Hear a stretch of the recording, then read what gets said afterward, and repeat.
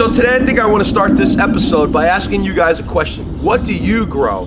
What kind of edibles do you have on your property, backyard, front porch, balcony, high-rise condominium, whatever it is? If you're growing something, let me know. Make a little comment down here. Now, I'm gonna come back in just a minute and I'm gonna go and highlight a couple of these cool plants that I grow here in Florida. And I'm gonna share with you guys some tips on how you too can grow edible plants in containers. It's real easy. All you have to do is keep watching this channel right here. Okay, I'll be right back.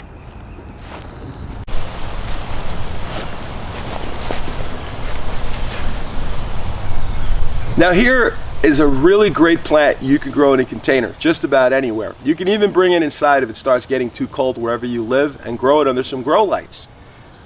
This is called Cheirio Roxa. It's a beautiful, ornamental, delicious, spicy, sweet pepper plant.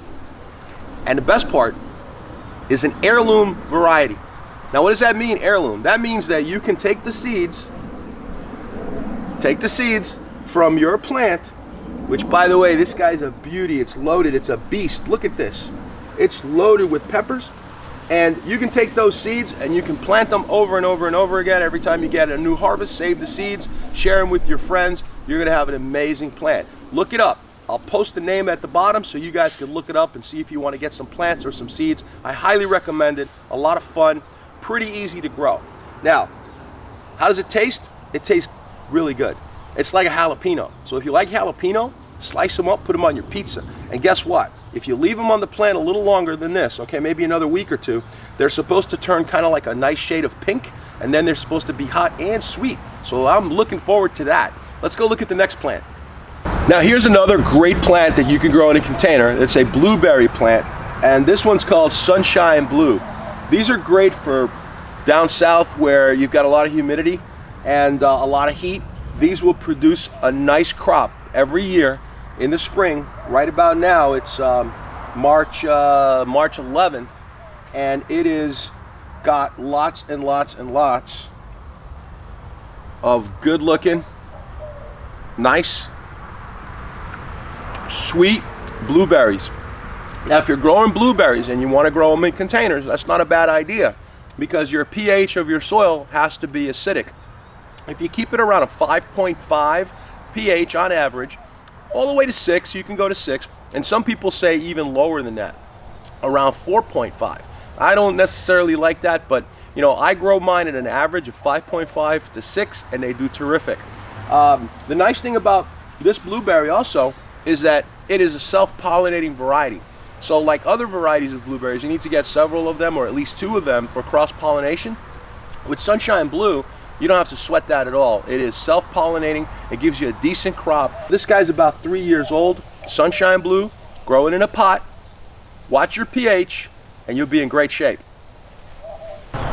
Now another nice tropical, subtropical plant you can grow in a container is a guava. This is a Ruby Supreme guava. Terrific guava, very tasty, very large, nice sized guavas, and it's also very productive. But not only that, this particular plant is something you can also grow in a container, and if you have a balcony, you can actually, as long as you have full sun, you can have some guavas in the morning for breakfast, lunch, or dinner if you'd like. Now you're not going to have a huge production, but you're going to probably get 5 or 6 nice guavas.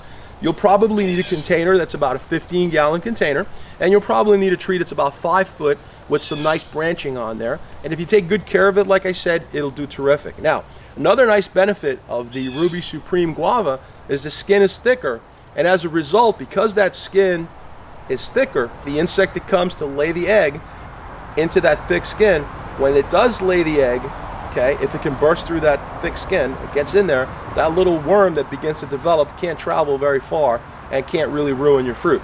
Now, if you're kind of squeamish and you're worried that there might be a couple of little eggs in there, you might want to take the knife and peel off the skin. But hey, a little extra protein never killed anybody, right?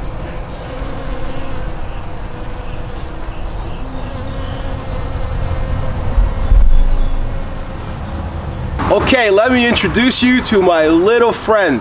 That's right, my little friend, the Emperor. This guy's my Emperor Lychee. This guy here is flowering like mad. and the bees are swarming all over it, and it's going to be a beautiful thing. If all things go well and the weather holds up, everything will be fine, and I will have lychees on here, probably 5 or 6, I'm hoping, because it is a small container and it is a nice plant and it is a dwarf, and growing in a container, it's a little more challenging to get a nice fruit. But with a lychee tree this year, they're all blooming everywhere. We had a lot of cool weather, and the Emperor is doing great. So my fingers are crossed. I think we're going to do terrific. This is in a 7-gallon container. It is a grafted Emperor Lychee. The Emperor Lychee is a naturally dwarf plant, a dwarf lychee tree. So it doesn't grow as large or as rapidly as your normal lychee trees. The fruit flavor is spectacular, and as I said, it's about the size of a golf ball. Now, one thing to keep in mind, of all the lychee trees, all lychee trees like a lot of regular water with well-drained soil. They don't want to sit in the water. They just want to have lots of water with well-drained soil, so their roots are constantly being given, kind of a shower, but not necessarily constantly sitting in that water. Not a bathtub, but more of a nice long shower. Now, of course, you want to have a dry period also, but you don't want to give your lychee tree constant water if it's in a container, because you will kill it. You'll just overwater it like hell. The other thing about the lychee tree is they also like acidic soil, so it's like the slight bit of acidity is good, and particularly for the Emperor, it does not tolerate alkalinity. So if it's way too much on the alkaline side, it's not going to be happy. But the Emperor seems to do well in a slightly more acidic soil. And again, all lychees in general, but just Emperor does not like alkaline soil. Keep that in mind. They also can be a little less watered than your typical lychee. So you can give them a little less water. I mean, don't let them go completely dry, but you can definitely ease up on the water, because they like to be a teeny bit drier than most other lychees. But it's a judgment call. You have to be careful, okay? All of the flowers have been visited by plenty of honeybees. They've been all over it. And I already see a bunch of little flowers that have already begun to set into fruit. So if everything goes well, we'll have some really nice golf ball sized lychee fruit to enjoy. And if I get any, of course, I'm going to share them with you guys. We'll do a video, and that'll be great. I hope it works out. You never know with these things, but I think I'm optimistic, Couple of quick tips. They love full sun, okay? They really like that slightly acidic soil that I was telling you about. Watch out for the alkalinity in the Emperor, okay? And keep in mind that they don't like a lot of fertilizer. So not your basic, easy to grow plant. You need to have a little bit of skill. But if you have some fruit tree growing experience and you want to try a lychee tree in a container, the Emperor might be the right choice for you. Now, there's another great plant that is fun to grow and can be done in a container quite well. This is a Goji plant. Now, there's a little bit of confusion with Goji. There's 2 species of Goji. Lycium chinensis is the Asian variety, and Lycium barbarum is typically the one that's referred to as wolfberry. The wolfberry is supposed to be sweeter. The chinensis is supposed to be more bitter. Now, I've heard that story from Asian people who grow plants, Asian people that are botanists, Asian people that are agriculturists, and I've heard this story also from people that are not of Asian descent who tell me the same story, and there's all kinds of misinformation on the internet. So I'm not here to argue with you about this, but if you'd like to leave a comment, feel free to do so, okay? Maybe you can elucidate us a little bit. Getting back to growing the plant, and it flowers. Now it is in the tomato family, so you don't want to plant this next to your tomatoes or your peppers, okay? So make sure that, well, if it's in the pot, it's not a big deal, but if you're going to go in the ground, it is a big deal. You don't want to spread diseases from one plant to the other. Your Gojis are really easy to grow from seed, and I have a video you can check here on my playlist on Goji, and you can watch the video and it'll tell you exactly how to grow this plant, how to propagate it from stem cuttings, and how to also propagate it from seed. This is a really special variety because in Florida, we get Gojis here with this plant twice a year. Now, I know a lot of other people that have Goji plants that never get any Gojis, hardly ever in Florida. So if you're from Florida, please comment, okay?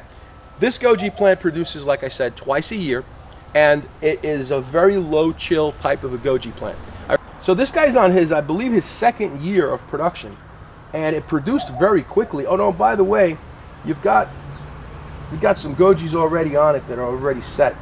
But this goji plant here is very easy to grow. You want to give it full sun. You want to let it dry out once in a while. You don't want it to be soaking wet in the pot. You do want it to dry out between waterings. Full sun, and it will grow fantastic. The goji plant is very good because it has a lot of antioxidant properties, so it's very good for your health. It's used in traditional Chinese herbal medicine.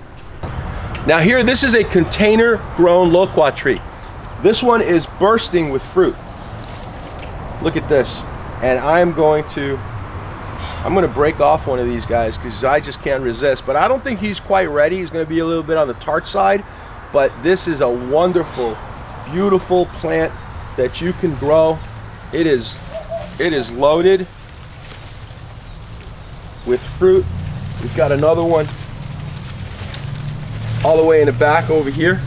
I hope you can see it. I don't want to break this guy. Look at this. Got this. I've got this.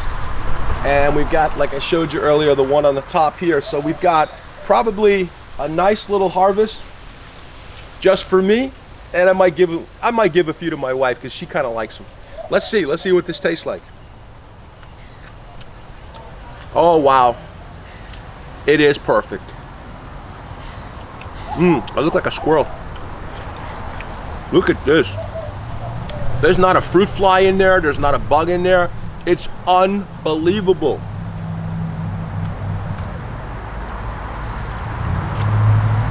Now, check this out. See the little seeds I got in my hand? I'm gonna plant those. And then when they grow up and they're about a year old, I'm gonna take this tree here again and I'm gonna graft it. I'm gonna make some more. And then I have more trees. How do you like that? And the best part, they'll be exactly like Mama. The fruit will be amazing. And this one, I gotta tell you, this year, my container grown loquat is a champion. This guy is amazing.